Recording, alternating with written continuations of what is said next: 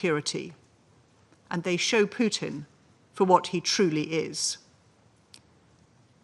But we are not intimidated, and we are determined to increase the pressure on Putin. Today, on her visit to Kyiv, my Foreign Secretary announced 100 new sanctions targeting Russia's military sector and shadow fleet. And NATO has confirmed it will launch Operation Eastern Sentry to bolster our defences on the eastern flank. President, we call on Russia to end its brutal and illegal war and engage in meaningful negotiations. I thank you. I thank the representative of the United Kingdom for the statement. I now give the floor to the representative of China. 主席，我要感谢迪卡洛副秘书长的通报，也欢迎波兰国务秘书出席今天的会议。中方一贯主张各国遵循联合国宪章的宗旨和原则处理国际关系。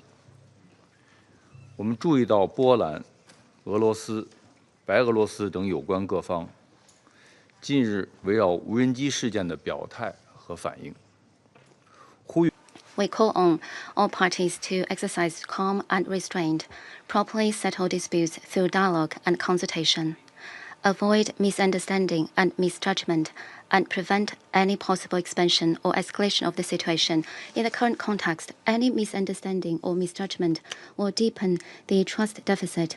Any confrontational rhetoric may spark an escalation, and any military clash could trigger broader instability. President, this drone incident is the result of a spillover of the Ukraine crisis. In the recent past, we witnessed some positive momentum of dialogue and negotiations, yet significant gaps persist in the positions and claims of the parties concerned across a range of critical issues. The road to restoring peace is still long and arduous. Meanwhile, the situation on the battlefield remains extremely grave. The profound suffering of ordinary people is deeply distressing. What the international community needs most at present is goodwill rather than hostility, mutual accommodation in place of military confrontation, and de-escalation rather than further escalation. China calls on all parties to adhere to the three principles, namely, no spillover of the battlefield, no escalation of the conflict, and no fueling of the flames by any party, and act without delay to promote de-escalation. We urge the parties concerned to demonstrate political will, sustain the momentum for peace talks, continue building consensus, and strive to reach a peace agreement as soon as possible. We also call on the international community and regional countries to foster a positive atmosphere, create favorable conditions, and provide necessary assistance to this end. President, China's position on the Ukraine issue has been objective, impartial, and consistent. We are committed to promoting peace talks and seeking a political solution. Guided by the 4 shoes proposed by President Xi Jinping, China has been working tirelessly for peace, making every effort to promote dialogue. We stayed engaged with the parties concerned, sent a special envoy for shuttle diplomacy, and initiated the Friends for Peace group at the UN to consolidate consensus for peace and advance peace efforts. China stands ready to continue working with the international community to play a constructive role in promoting an early political settlement of the crisis. Thank you, President. I thank the representative of China for the statement. I now give the floor to the representative of Guyana. Thank you, Mr. President. Guyana appreciates the Presidency's swift response in convening today's meeting at Poland's request, and thanks USG DiCarlo for her briefing. We also welcome the participation of the Secretary of State of Poland and representatives of Latvia, the Kingdom of Netherlands, Belarus, Ukraine, and the European Union in this meeting. Mr. President, Guyana is deeply distressed about the emerging trend of eroding respect for international law, including the United Nations Charter. Yesterday, we gathered in this very room to condemn Israel's most recent and atrocious breach of the most fundamental principles of the United Nations Charter when it struck Doha on Tuesday. Today, the Security Council is once again called upon to address allegations of breaches of national sovereignty and the provisions of the United Nations Charter. In his letter of 10 September, the permanent representative of Poland notified the President of the Security Council that Russian drones had crossed into Poland's airspace between the evening of 9th of September and the morning of 10th of September and were preemptively shot down. One of the drones reportedly struck a residential building in eastern Poland. We have taken note of subsequent public statements issued by Russian authorities in response to the incident, including their readiness to hold consultations with Polish authorities. Mr. President, even as investigations into the incidents continue, the Security Council must emphasize restraint and de-escalation. Indeed, we must do so firmly and unequivocally and insist that the facts surrounding the incident be thoroughly clarified. International law grants each sovereign nation complete and exclusive sovereignty over the airspace above its territory, and any violation, especially under current conditions, could understandably be viewed as a threat or act of aggression. The gravity of this situation, therefore, cannot be underestimated. In choosing to join the United Nations and accepting the obligations of its charter, we each agreed to be bound by all its provisions, including the prohibition on the use of force. Enshrined in Article 2.4, this prohibition is one of the Charter's most explicit provisions and the foremost foundational principle of international law. Guyana therefore reiterates that every member state of the United Nations has an obligation to uphold these principles of the UN Charter and the wider body of international law. I thank you.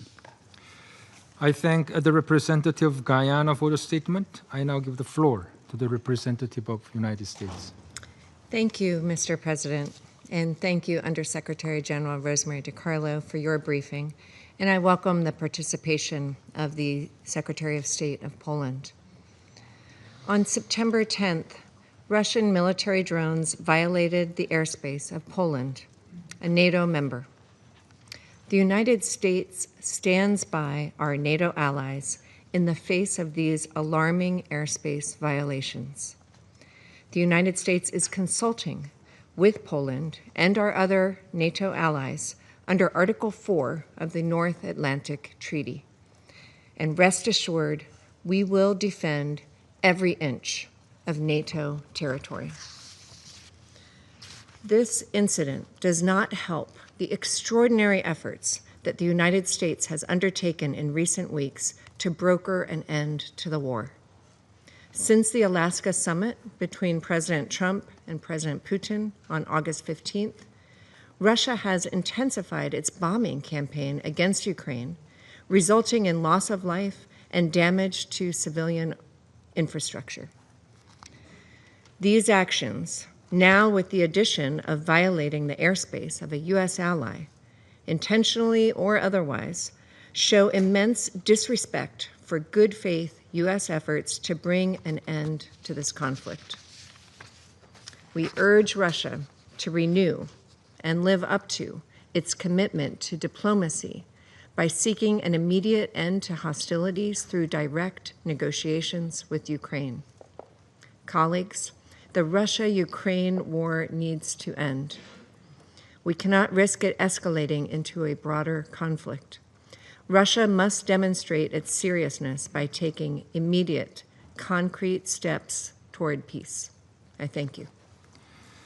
I thank the representative of the United States for the statement. I now give the floor to the representative of Somalia. Thank you, Mr. President. I also thank USG DiCarlo for her comprehensive briefing on developments unfolding in the Eastern European region. The situation continues to be a great concern and carries serious implications for regional stability and international norms. The significant divergence in narratives underscores the urgency of the situation and the critical need for diplomacy and dialogue. The protection of civilian life and critical infrastructure must remain a paramount concern. Such incidents highlight the fragility and volatility in the region. They remind us of the fundamental principle enshrined in the international law and the United Nations Charter. We firmly maintain that there is no military solution to the ongoing war in the region. Continued escalations only serve to heighten tensions and undermine the prospects for durable peace. We believe that lasting solutions are found at the negotiating table, not through acts that can be interpreted as hostile. In this regard, we call upon all parties to exercise maximum restraint and to engage in earnest, substantive dialogue. A durable resolution will require a genuine commitment to de-escalation, confidence-building measures, and renewed focus on diplomatic efforts. To conclude, Mr. President, my delegation reaffirms its unwavering support for all efforts aimed at upholding the principles of international law and achieving just and lasting solution consistent with the United Nations Charter. The people in the region deserve a future defined by peace, security, and stability. I thank you. I thank the representative of Somalia for the statement. I now give the floor to the representative of Russian Federation. Mr. President, today, the members of the Security Council have been proposed to discuss an incident on Polish soil which took place on the evening of 9 to 10 September. According to the reports from the Polish Operational Command, in the airspace of that state, more than a dozen unmanned aerial vehicles entered that airspace. It has been announced that part of them have been were neutralized by air defense systems. A home in Lublinsk region was damaged, and there were no casualties. Warsaw recognized that the drones could have flown in from the territory of Ukraine. At the same time, Poland they hastily pinned blame on Russia without presenting any evidence whatsoever. We think it is important to analyze the real magnitude of the consequences of the incident and to compare this with the political clickbait which is being advanced by Polish and other European politicians, as well as to pose additional questions about the versions that have been circulating about what transpired. On the 10th of September, Warsaw published data about fragments of drones that fell, and specifically a photograph was demonstrated of a roof of a home that had been damaged. However, any military expert will confirm that if this indeed was an explosion of a drone warhead weighing tens of kilograms, the consequences would have been different. Here, what took place was a localized damage, more likely a consequence of falling wreckage. Furthermore, later, the Polish authorities were indeed compelled to acknowledge that they did not find drone warheads on their territory. Equally telling is another incident with a device that was found in an agricultural field. Apparently, it simply veered off course and fell, and this indeed could have been the consequence of a technical malfunction or the result of the use of Ukrainian radio-electronic warfare means. Now, turning to actions by the Russian Federation. On the 10th of September, that evening, the Russian armed forces carried out long-range, land-based, sea-based, and air-based high-precision weapon strikes, as well as drone strikes targeting military-industrial facilities on the territory of Ukraine, where there was manufacturing and maintenance facilities for armored and aviation equipment of the UAF, as well as engines and electronic parts for this. There were no targets marked on Polish territory. The maximum range of the drones used in this strike did not exceed 700 kilometers, which makes it physically impossible for them to have reached Polish territory. Despite the obvious baselessness of the allegations levied against us, in order to provide for comprehensive and objective elucidation of what took place, the Ministry of Defense of the Russian Federation expressed a willingness to engage in professional dialogue and consultations with the Ministry of Defense of Poland. The Russian Foreign Ministry, in turn, also stands ready to engage in this work if the Polish side indeed is interested in reducing tensions rather than fomenting tensions. We call upon Polish colleagues to take advantage of these proposals rather than engaging in megaphone diplomacy at multilateral platforms. We have already repeatedly stated that we are not interested in escalating tensions with Warsaw, and we repeat that today. What warrants separate mention is a constructive and responsible approach of the Belarusian side in the context of what transpired. The relevant organs of the Republic of Belarus, through the relevant mechanisms, promptly informed Polish colleagues about existing risks, having demonstrated a responsible approach and a willingness to engage in cooperation. This is a policy which is based on exchange of objective information, coordination of action, and it should serve as an example for a good faith conduct amid such incidents. Mr. President, unfortunately, the reaction to the incident in Polish and European political establishment and media outlets gives rise, under these circumstances, to significant questions. The head of EU diplomacy, Kaja Kallas, without having awaited official conclusions, rushed to make loud statements about the alleged deliberate violation of Polish airspace, advancing her favorite talking point about investments in European defense, that is, continuation of the militarization thereof. Hysterical outbursts about the alleged aggression from the Russian Federation is also heard from other European capitals. This is all very similar to the information campaign, the goal of which is to maintain the level of external mobilization around Ukraine and to continue to egg on allies to continue to provide new and new weapons. In this vein, we would be well advised to recall the incident which occurred in Przewód in November 2022, when, as a result of the fall of a missile, 2 Polish citizens died. At that point, tensions were also being ignited. However, 1 year later, the General Prosecutor and the Minister of Justice, Zbigniew Zerbo, recognized that both the launch location and the ownership of the missile were Ukrainian.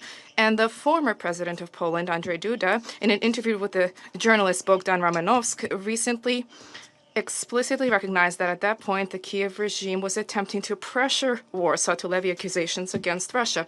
According to him, this was a deliberate attempt to draw Poland and consequently NATO into an armed conflict. This candid comment from the Polish politician is an important recognition, which is not being quoted by European newspapers, nor discussed it in national parliaments, but we think it is important today to remind you of this. We are talking about a desire of Kiev to at all costs engage in the confrontation with Russia.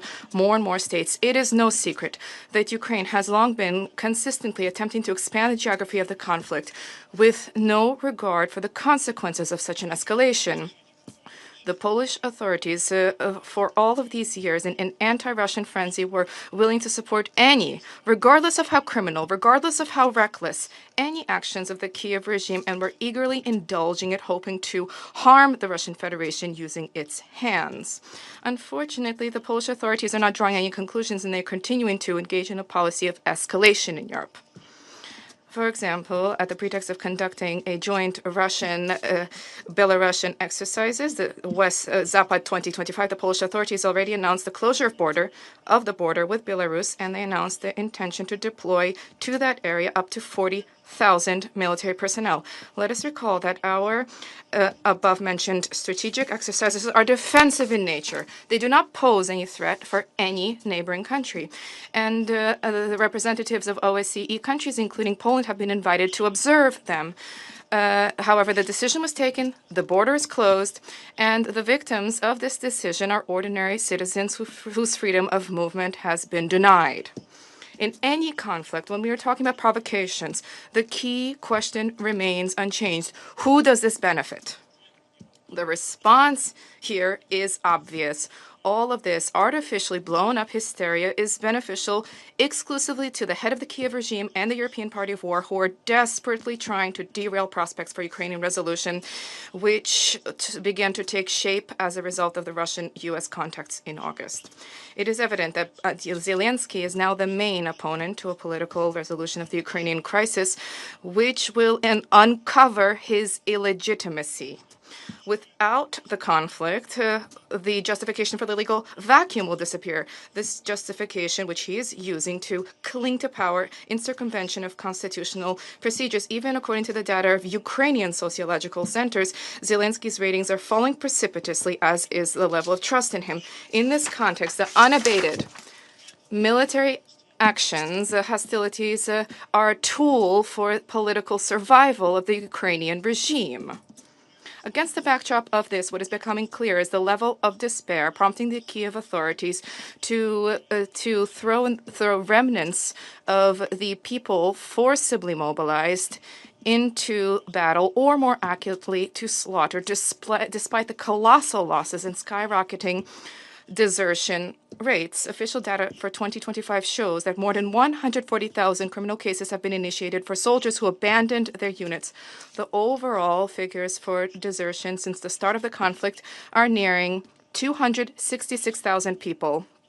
The effective stabbing levels in combat units at 50% is viewed as a success, and the real losses exceeding 15 to 20,000 people per month has long ago outstripped the pace of mobilization. People no longer wish to die for a corrupt leadership which long ago has ceased to represent the interests of society. The head of the UAF, Syrsky, recently recognized that Russia has a threefold advantage in manpower and capabilities, and in the main areas has a 4 to 6-fold advantage. This is a frank recognition of failure and essentially an indictment of the current military political policy. And this is precisely why Zelensky today is willing to do anything at all to maintain this conflict in the active phase, even if this may give rise to threats, if this means simulating threats, exaggerating consequences, or, as was the case in Przewod, manipulating any incident in order to drag NATO countries into the war. What is noteworthy is how easily the head of the Kiev regime recants his own loud statements as soon as they no longer advance his political interests.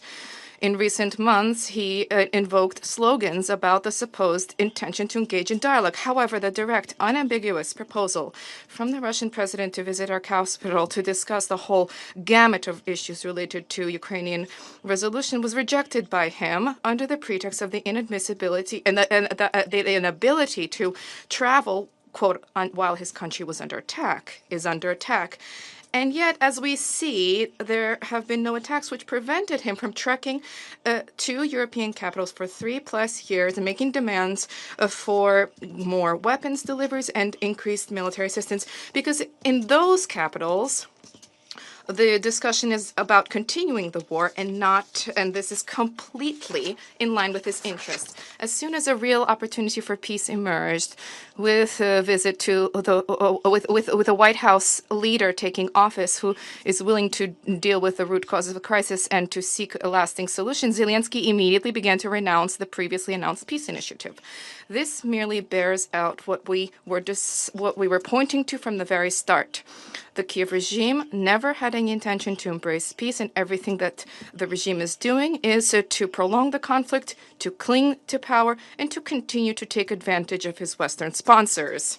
Weapons deliveries, sanctions misadventures, and Brussels propagandistic hysteria do not bring peace any closer, but rather entrenches the illusion in Kiev that they will manage to change the reality. However, it is not possible to change the reality. Every new month of hostilities merely brings the regime closer to collapse and raises the cost of resolution. The Russian Federation remains wedded to a responsible approach. We are open to constructive cooperation with everybody who genuinely is focused on de-escalation and establishment of peace in Europe, not pursuing the conflict for the sake of parochial political advantages. Thank you. I thank the representative of Russian Federation for the statement. I now give the floor to the representative of Pakistan. Thank you, Mr. President. I thank USG Rosemary DiCarlo for her briefing and take note of her remarks. We welcome the presence of Poland's Secretary of State in this meeting. Mr. President, merely a glance at both the contemporary as well as past history is enough to draw a fundamental conclusion about conflicts. Conflicts, especially those continuing for a longer duration, have a greater risk of degenerating into wider conflagration. Given the interconnected nature of our world, the negative externalities from a localized conflict can have far-reaching consequences, impacting not only the regional, but also global security and stability. Mr. President, alongside many of our fellow council members, Pakistan has repeatedly drawn attention to the negative repercussions that the ongoing conflict in Ukraine has had, far beyond its geographical expanse. We have therefore called for the need to bring an end to this conflict. We take note of Poland's letter of 10th September addressed to this council, reporting violations of its airspace. Pakistan is an ardent proponent and adherent of the UN Charter and the principles contained therein. We firmly hold that sovereignty and territorial integrity of all member states is sacrosanct and must be respected. Mr. President, Pakistan remains deeply concerned by the ongoing conflict in Ukraine and the humanitarian tragedy unfolding as a result of it. We have consistently said and repeat once again, military solutions are counterproductive and serve only to sow seeds for future conflicts. We are dismayed by the recent escalation in fighting and note with deep regret that diplomatic efforts to resolve the conflict have, thus far, remained inconclusive and without meaningful progress. Mr. President, Pakistan's position from the very outset has been clear and consistent.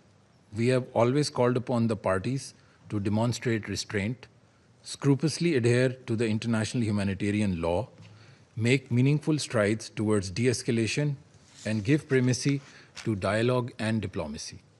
We firmly believe that only a sincere and meaningful dialogue which addresses security concerns of all sides is anchored in the principles of UN Charter and international law and respects the relevant multilateral agreements can help secure peace, which is both just and enduring. Pakistan stands ready to support all regional and international efforts that pave the way for a peaceful resolution of this conflict. I thank you. I thank the representative of Pakistan for the statement. I now give the floor to the representative of Sierra Leone. Thank you, Mr. President. I also thank USG DiCarlo for her briefing. We welcome the participation of the Secretary of State of Poland in this meeting. Since the onset of this conflict, Sierra Leone has joined the international community in calling for its end, urging the parties to embrace diplomatic negotiations towards a ceasefire that prevents further death and suffering.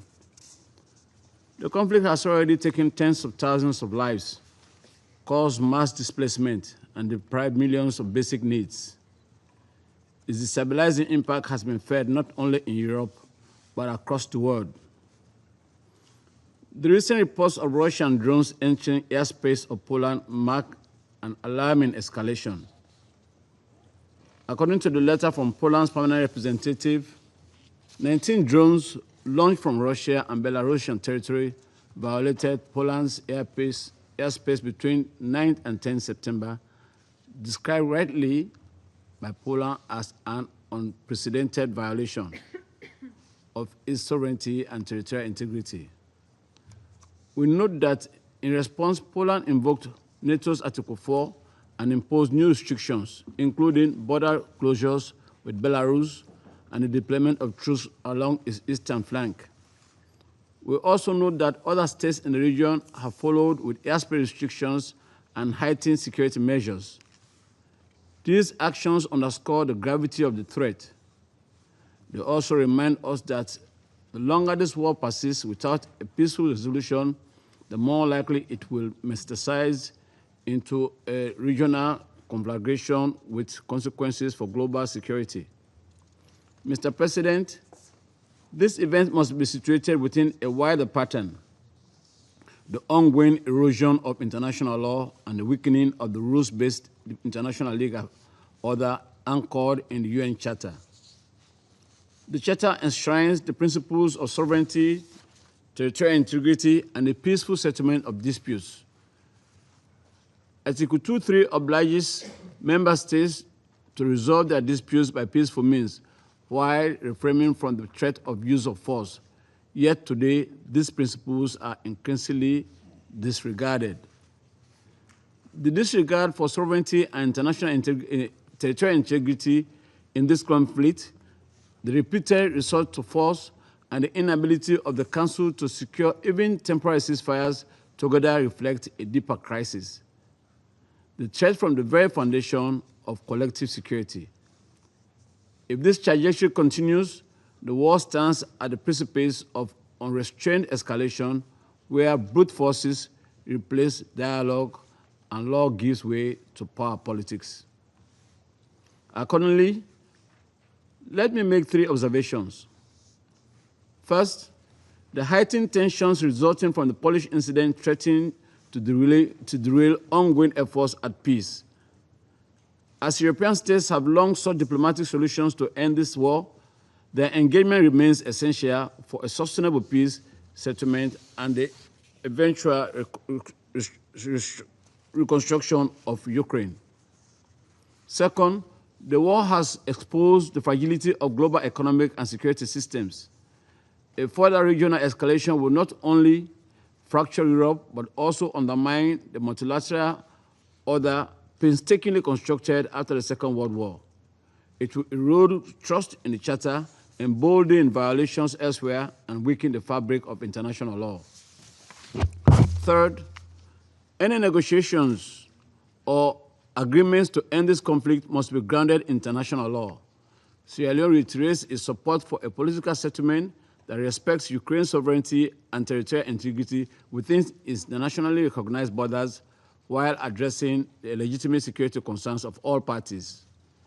Mr. President, the human cost of this war remains unbearable. Thus, this Council must not allow this suffering to persist. Sierra Leone urges all parties to commit to peace and to engage in good faith negotiations. We commend the ongoing efforts by the United States, European leaders, and other mediators, but more is required. We renewed political engagement at the highest levels to address the underlying strategic issues and concerns. Above all, the Council must insist on full adherence to international law, including international humanitarian law. Civilians and civilian infrastructure must be protected. Humanitarian access must be unhindered, and diplomacy must be pursued with urgency and determination. Mr. President, the Security Council was established to safeguard international peace and security, not to witness its unraveling. Each violation of sovereignty, each missile fired into civilian neighborhoods, and each failure to uphold the Charter brings us closer to a dangerous abyss. The world is at the precipice. It is our collective duty to pull it back by recommitting to the principles of the Charter, by upholding international law, and by insisting on the peaceful settlement of disputes. I thank you. I thank the representative of Sierra Leone for the statement. I now give the floor to the representative of Algeria. Mr. President, I would like to thank you for convening this important meeting. I also thank Under-Secretary General Rosemary DiCarlo for her insightful briefing. And I welcome the participation of His Excellency, the Secretary of State of Poland, to this meeting. Mr. President, we took note of the recent concerning reports about the Russian unmanned aerial vehicles in the airspace of the Republic of Poland, as well as the information provided by the Russian Federation regarding these incidents. These developments constitute yet another escalation of the already tense situation in the region caused by the war between Russia and Ukraine. Algeria has, time and again, insisted on the need to avoid escalation and polarization in the region, so as to prevent any spread of the conflict. When the logic of confrontation has already shown its limits in bringing about peace, the recent diplomatic talks proved that dialogue could achieve what war couldn't in more than 3 years. Against this backdrop, I would like to highlight the following points. First, it is highly important to keep the momentum from recent diplomatic efforts and to avoid any escalation that could hinder ending the conflict between Russia and Ukraine and achieving peace and security in the region. Second, equally important is to favor communication between the parties, aiming at establishing the facts surrounding these incidents and addressing their consequences. Last but not least, Algeria reiterates its call to prioritize restraint over escalation, dialogue over confrontation, and diplomacy above all. Tensions have reached unprecedented levels, and it is high time to achieve just and lasting peace in Ukraine and the entire region. I thank you. I thank the representative of Algeria for the statement. I now give the floor to the representative of Panama. Gracias, Presidente. Thank you, President.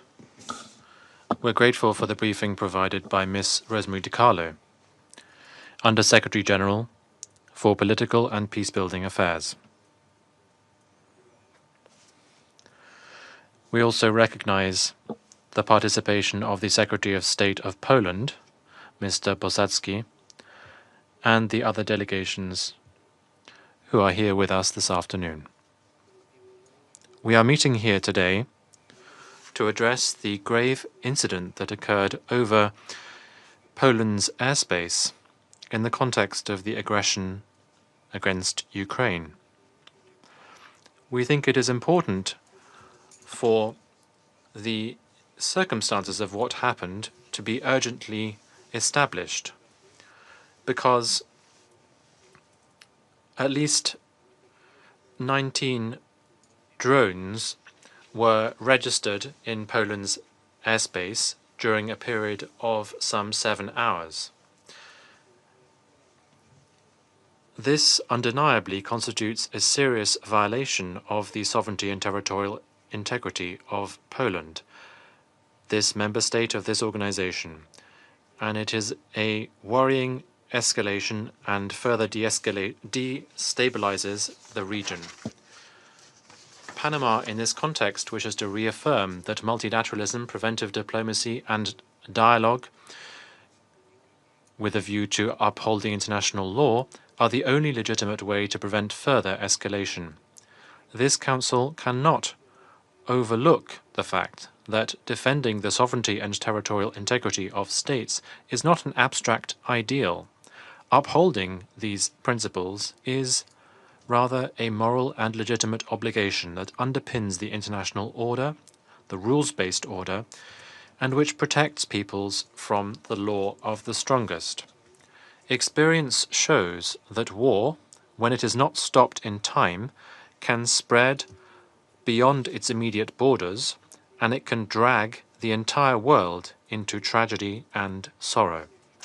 This collective memory should serve as a warning to us. We cannot allow the erosion of the principles of the United Nations Charter to lead us down this path once again. President, Panama reiterates its full support to the sovereignty, political independence, and territorial integrity of Poland, in line with the principles enshrined in the Charter. We also reiterate the urgent call to all parties involved to take measures to de-escalate the situation and to establish clear communication urgently in order to reduce risks and to avoid further regional destabilization. Thank you. I thank the representative of Panama for the statement. I shall now make a statement in my capacity as the representative of the Republic of Korea. I'd like to begin by thanking USG DiCarlo for the timely briefing. And I also welcome His Excellency, Mr. Marcin Bosacki, Secretary of State of Poland, to participate in this meeting. Colleagues, the recent drone incidents near Poland's eastern border is not an isolated event. Indeed, it is a stark reminder that the battlefield may no longer be confined to Ukraine. We have concerns that what we are seeing can lead to the horizontal expansion of an illegal war, spilling across borders, threatening the peace and security of neighboring states. We take note with particular alarm over Poland's account of this event, indicating that this was not accidental, but rather a deliberate and premeditated act. It would mark a dangerous turning point where the war may no longer be contained, but spreading into Europe. Colleagues, let us recall this war was illegal from the very beginning, launched in clear violation of the UN Charter throughout the unlawful use of force. But what is more concerning is how its illegality has further deepened and metastasized in at least the three following ways. First, as these incidents demonstrate, the unlawful use of force seems to be spreading geographically, pushing the front lines far beyond Ukraine and into sovereign territory of other nations. This is a deeply destabilizing trend. Second, we continue to see systematic and indiscriminate attacks on civilians and civilian infrastructure in blatant violation of international humanitarian law. One instance from this week illustrates the human cost. Just this past Tuesday, a Russian glide bomb struck a site in Donetsk, killing 24 people, many of them elderly Ukrainians, simply waiting in line to collect their monthly pensions. Third, the unexpected consequence of this war, the continuing military cooperation between Russia and the DPRK, which constitutes, again, a flagrant violation of Security Council resolutions and the direct threat to peace in both Europe and Asia. It must stop immediately. Colleagues, the Republic of Korea hopes that the political will led by the United States and supported by responsible members of the international community to bring an end to the war will not diminish. Before that common will is exhausted, we must allow today's meeting to serve not as just another record of outreach, but as a resounding wake-up call. I now resume my function as President of the Council. I now give the floor to His Excellency Mr. Marcin Bosacki, Secretary of State of Poland. Thank you very much, Mr. President, Excellencies. I'd like to begin by thanking the Republic of Korea for convening today's meeting and Undersecretary General Rosemary DiCarlo for her excellent briefing. I also want to thank representatives of many Security Council members for your words, but also actions of support and solidarity with Poland. Allow me to start with a quote. "The merchants of death are unbothered by the fact that their weapons methodically, deliberately, and intentionally hit civilian targets. The blood of dozens of dead civilians is on the hands and conscience of those who arm the regime." End of quote. Thus spoke Sergei Lavrov, Russian foreign minister, here in this very room at the UN Security Council meeting on Ukraine a year ago.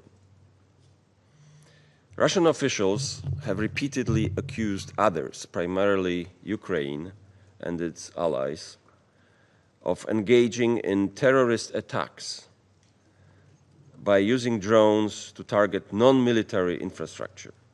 The opposite is true. In fact, it is Russia that uses these weapons against civilians.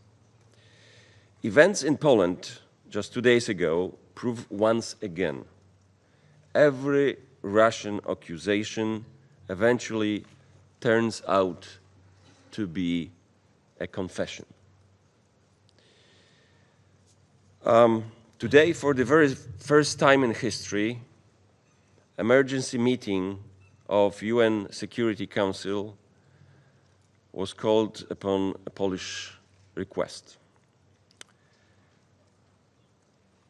We did that, we asked for that, to declare that the sky over Poland, my country, a sovereign state, has been deliberately violated by Russia.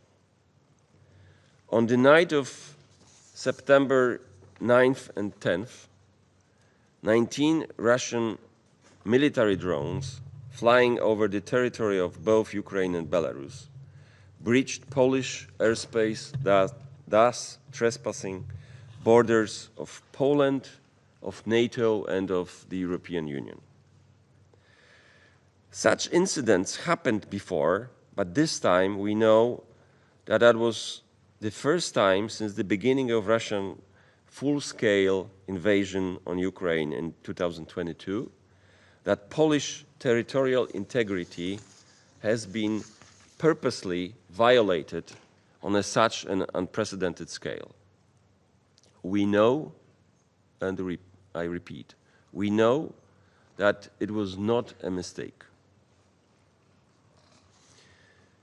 Poland, together with allied Dutch, German, and Italian military forces, acted calmly, professionally, and decisively, executing our right to defend territorial integrity. The drones that threatened Polish citizens and critical infrastructure were shot down preemptively. Drones are instruments of terror that have shattered homes and communities across Ukraine. 2 days ago, they tried to target Polish homes. This is one of them in a village called Wyryki in eastern Poland. A representative of the Russian Federation claimed that maybe these were not Russian drones. This is the evidence of that, including signs in Russian on the parts of the drone.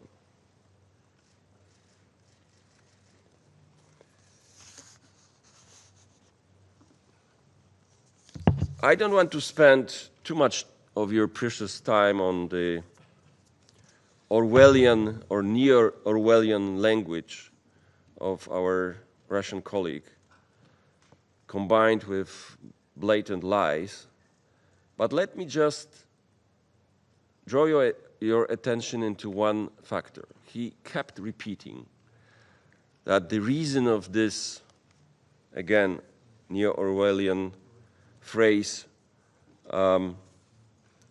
alleged aggression which caused, as he himself admitted, hundreds of thousands of innocent victims so far. The cause of it was illegitimate regime or fascist regime. You know, we in the region remember the same kind of rhetoric by Russian diplomats when Russia, then Soviet Russia, attacked Czechoslovakia in 1968, Hungary in 1956, or Poland, together with Nazi Germany in September 1939 after the Ribbentrop-Molotov Pact.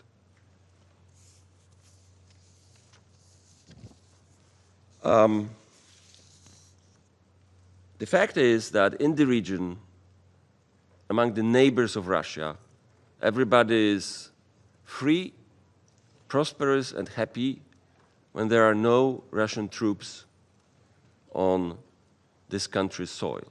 And one can only hope that Ukraine will be liberated from Russia's forces and will follow the suit, the history of Poland, Baltic states, Czechia, Slovakia, and Hungary. Ladies and gentlemen, Russia wants to set the region on fire. Here, in this chamber, sits a permanent member of Security Council as a judge in its own case, violating the UN Charter of which this very country should serve as defender and warrantor. We call upon the Council to respond to Russian criminal actions with unified, unequivocal, and immediate condemnation.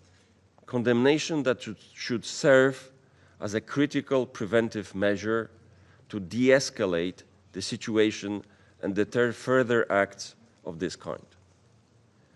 As for Russia, we expect to take full responsibility for this unjustified act, to fully explain the reasons for the intrusion, and to take all necessary measures so such incidents will not repeat in the future.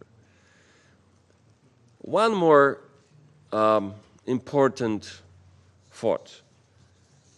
You know, our Russian colleague called it possibly malfunction or mistake or coincidence.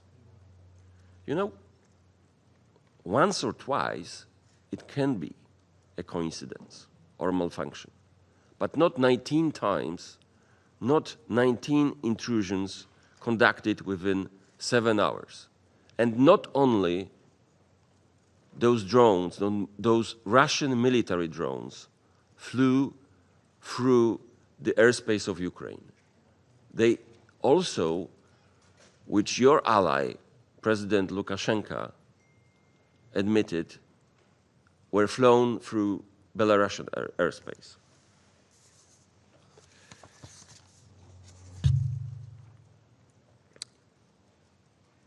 The way to achieve stability and peace in the region is simple. Russia must stop its barbaric war against Ukraine. Poland will not be intimidated.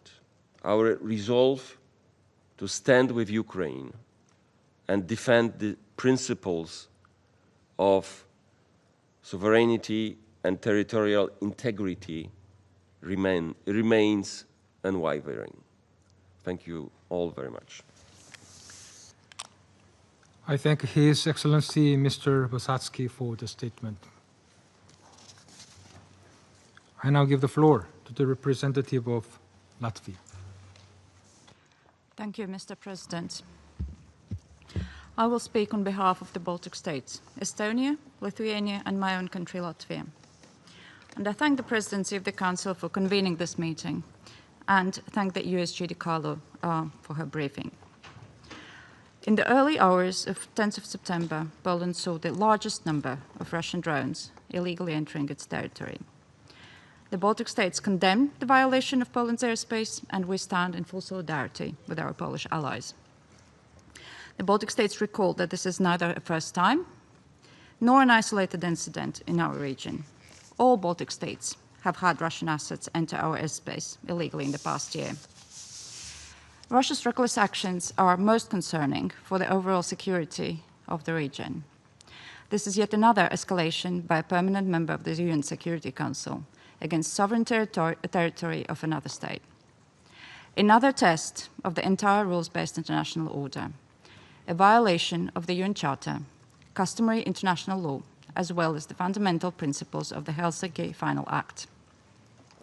There are concerns of further provocations as Russia and Belarus militarily exercises commenced today near our borders.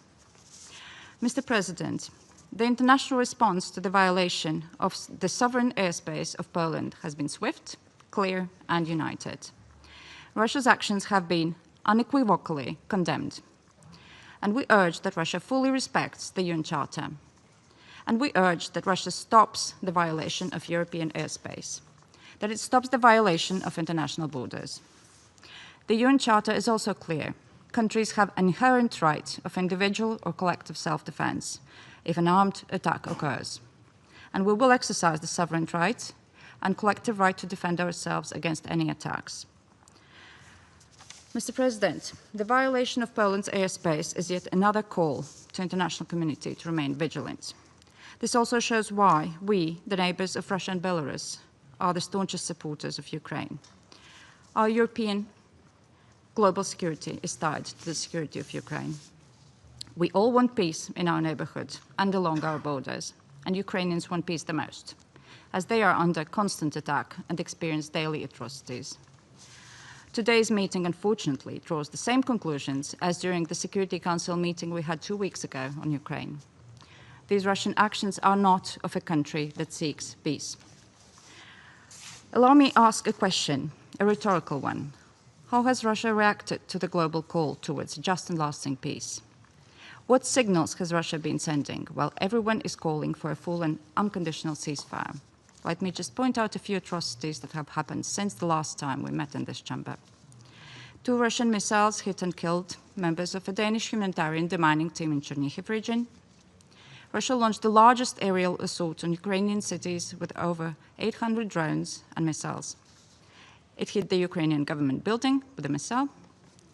A Russian glide bomb killed more than 20 people, mostly elderly, waiting in line for their monthly pensions in Donetsk region. Are these actions indicating any readiness to stop the war and the killing of civilians?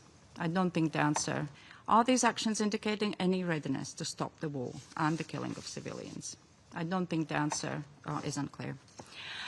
The violation of Poland's airspace is yet another escalation, another violation of international law that Russia has made excuses for without changing action. This only strengthens our resolute support to Ukraine, its independence, sovereignty, and territorial integrity. And we call on the Security Council to fulfill its role, the primary responsibility for the maintenance of international peace and security, in accordance with the purposes and principles of the United Nations. And Russia must be stopped. It only understands peace if it is delivered through strength. And we are united both in support of Ukraine and the defense and security of our nations and our allies. I thank you. I thank the representative of Latvia for the statement. I now give the floor to the representative of Kingdom of the Netherlands. Thank you, Mr. President. I have the honor to speak on behalf of the Benelux countries, Belgium, Luxembourg, and my own country, the Kingdom of the Netherlands.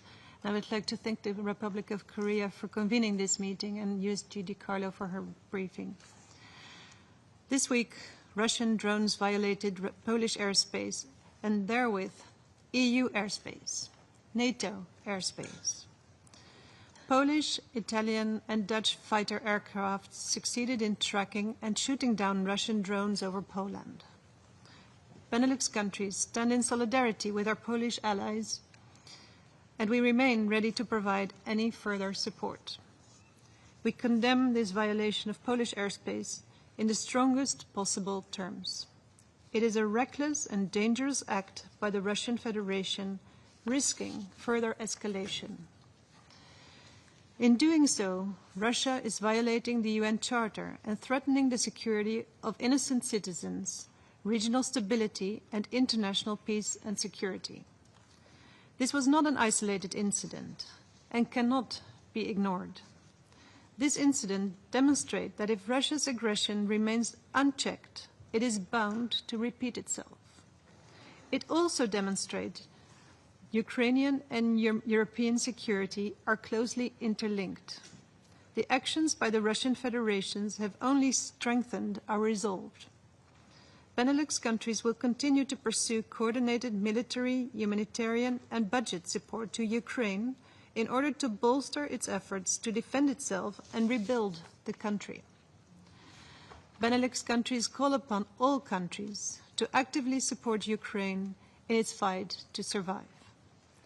Because it's not just about Ukraine or about Europe.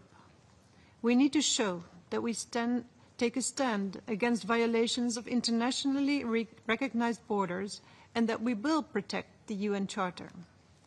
Aggression cannot become the new norm. This affects us all. We call upon the Russian Federation to fully comply with international law and the Charter, especially given its status as permanent member of this Council. Russia needs to stop its illegal aggression against Ukraine and its reckless behavior against Europe. The Russian Federation must demonstrate genuine political will to end its war of aggression and engage in constructive and meaningful negotiations. Benelux countries call on this Council to take tangible steps towards a full, unconditional and immediate ceasefire, so these incidents cannot repeat themselves. We will continue our active contribution to all efforts, bringing a comprehensive, just and lasting peace closer. I thank you. I thank the representative of a Kingdom of the Netherlands for the statement. I now give the floor to the representative of Belarus. Thank you, Mr. President. We thank the Undersecretary General for Political and Peacebuilding Affairs, Madame De Carlo, for a briefing. The Republic of Belarus has always based itself on the priority need for exclusively peaceful conflict resolution. We see no other ways to end the brutal confrontation other than through dialogue on the basis of mutual respect, trust, and equality of the parties. We welcome the current diplomatic initiatives which are geared towards facilitating direct negotiations. We trust that the results of the recent bilateral summit, the Russia-U.S. summit in Alaska, that this will generate tangible results for the peace process. In this connection, we note the efforts of the U.S. President to usher in a prompt resolution to the conflict. We have always stated, and we continue to emphasize, that it is important in principle to achieve a ceasefire and to move towards agreements with robust, categorical guarantees, both vis-à-vis Ukraine and vis-à-vis Russia. We regret that today during today's meeting, Poland accused Belarus of escalating the situation and disregarding international law. We repudiate any claims focused on us in connection with the incident of the breach of Polish airspace with drones on the night of 10 September. These accusations sound particularly baseless, given the fact that the Republic of Belarus was the first, possibly the only party to have informed the Polish side about the approach of drones. Belarus spoke at length about this topic.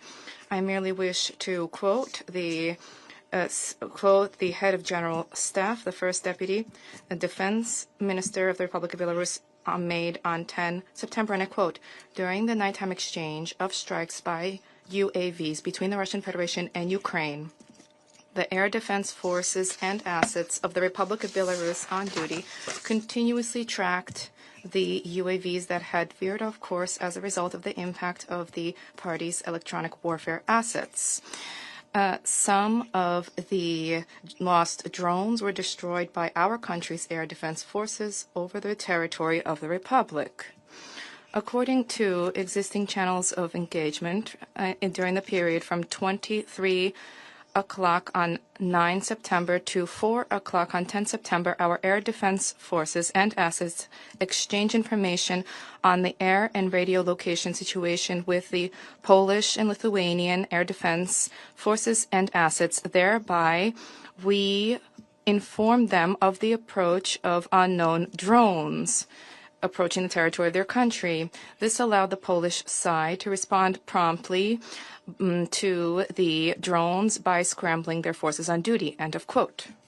I would add that in this situation, the Republic of Belarus was completely transparent in its action and its readiness to promptly cooperate, having informed Poland well in advance, and we can state immediately to the extent that this was possible. In response, we have been hearing unsubstantiated rhetoric and allegations against Poland.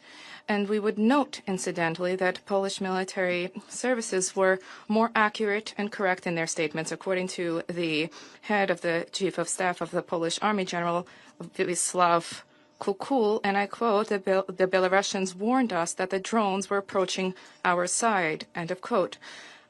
Based on the statements of Polish military personnel, such cooperation was surprising to them, but it was accepted and embraced. It is important to stress here that the Polish side informed the Belarusian air defense assets and forces about the approach towards the border of the Republic of Belarus of identified drones from Ukrainian territory. As was announced by the General Staff of the Republic of Belarus, the exchange of information about air activity is a critical component for security in the region as a whole and helps to establish confidence-building measures and to ensure security. The Republic of Belarus will continue to fulfill its obligations as part of the exchange of information on the air situation with the Republic of Belarus and Baltic states. It is absolutely clear that our actions show that there is no escalation whatsoever emanating from the Republic of Belarus, and this is not something that we can say when it comes to neighboring countries. It is telling that this meeting is being held immediately after the closure by Poland of the land border with the Republic of Belarus.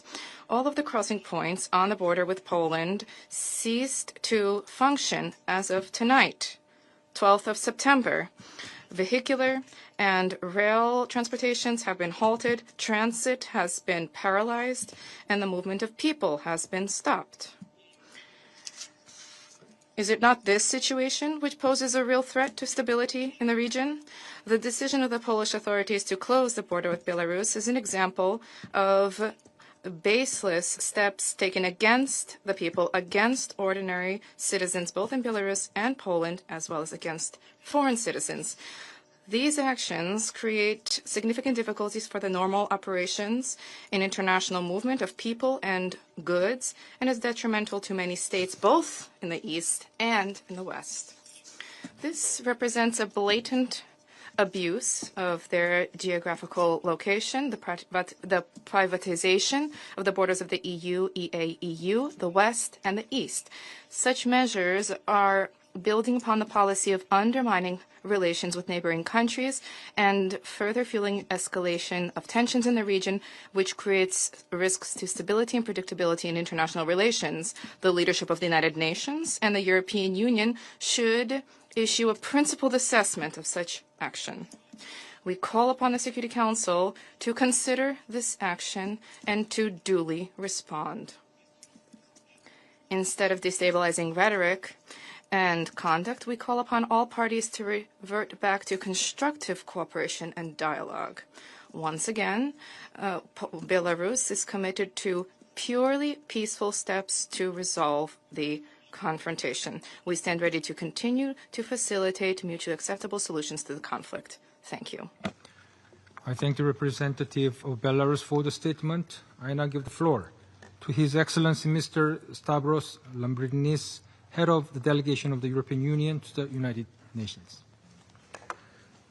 Thank you, Mr. President. I have the honor to deliver this statement on behalf of the European Union and its member states, the candidate countries North Macedonia, Montenegro, Albania, Ukraine, the Republic of Moldova, Bosnia and Herzegovina, and Georgia, as well as Iceland, Norway, Andorra, and Monaco, align themselves with this statement.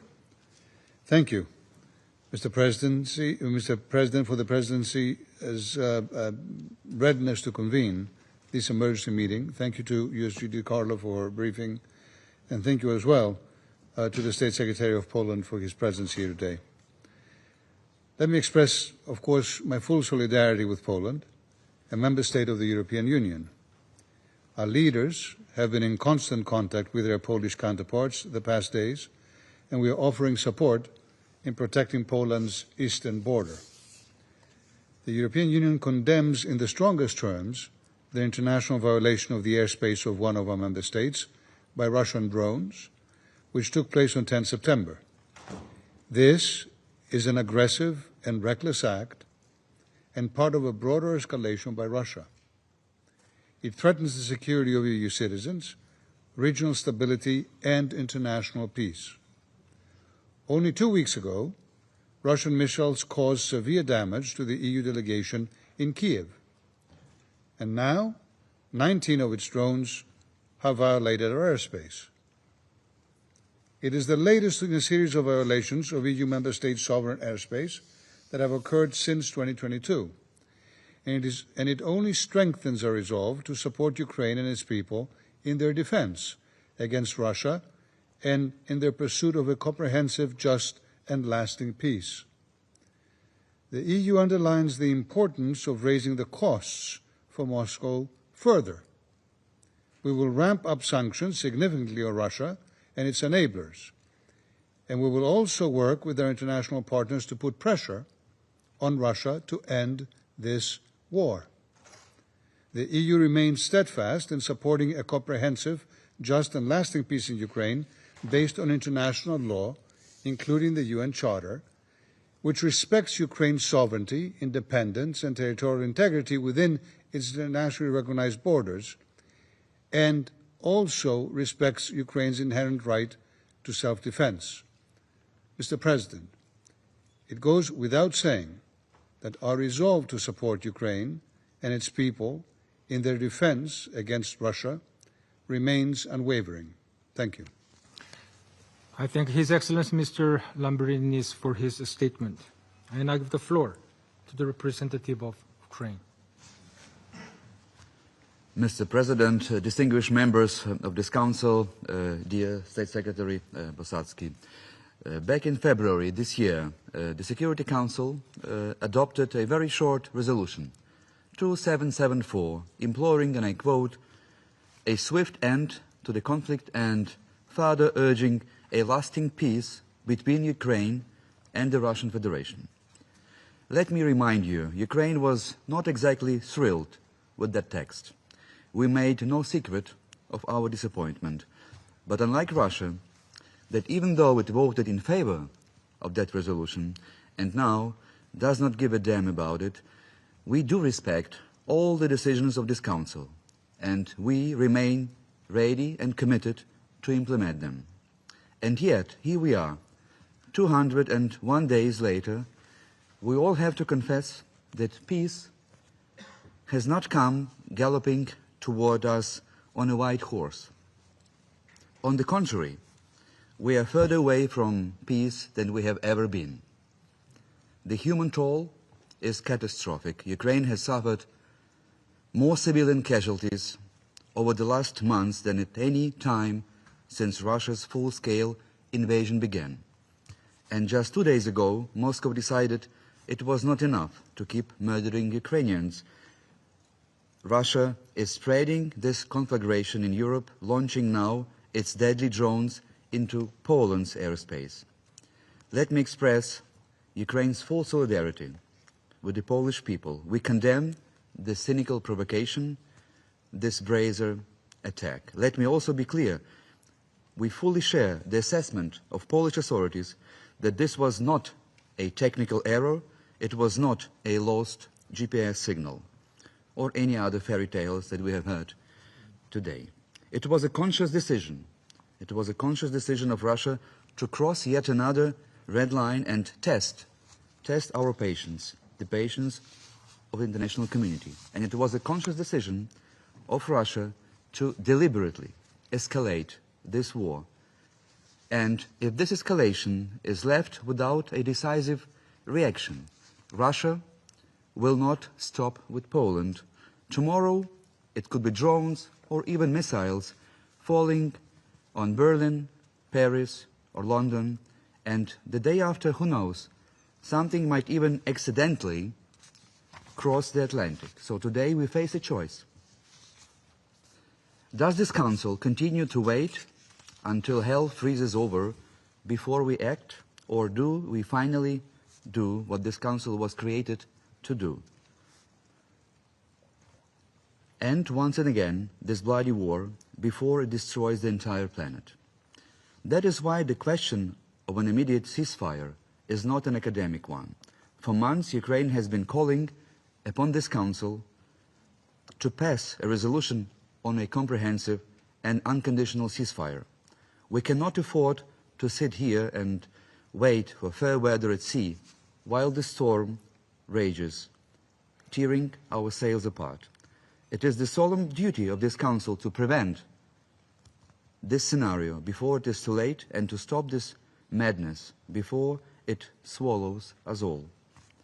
By sending drones to Ukraine and now to Poland, our neighbor, Russia is not just mocking this Council, it is spitting in your face, and yet we politely pretend that it is only raining.